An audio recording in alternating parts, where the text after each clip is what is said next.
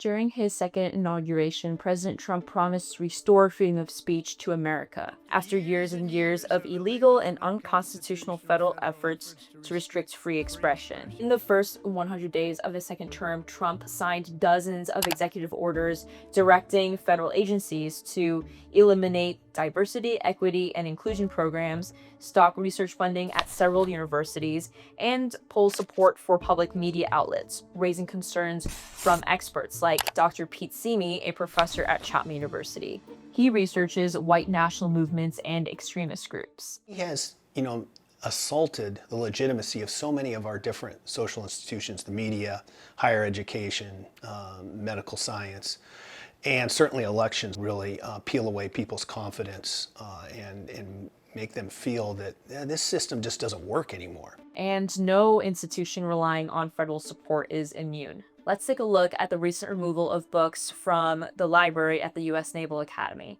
This is a list of the nearly 400 books that were pulled. It includes Dr. Simi's co-authored book about American white supremacy movements.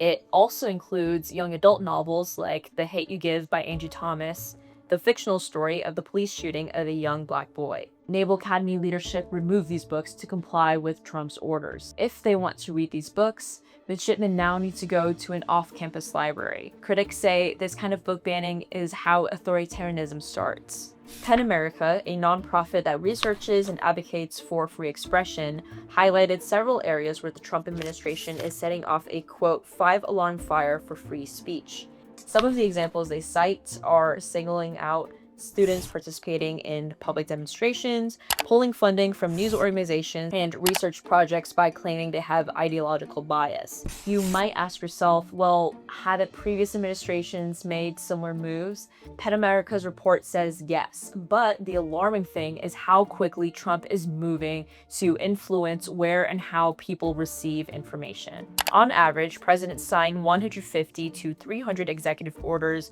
during a 4-year term. Since his inauguration in January, Trump has already signed a total of 147 executive orders. What will be interesting to observe is how freedom of speech and expression could be redefined or even more restricted throughout the rest of this term.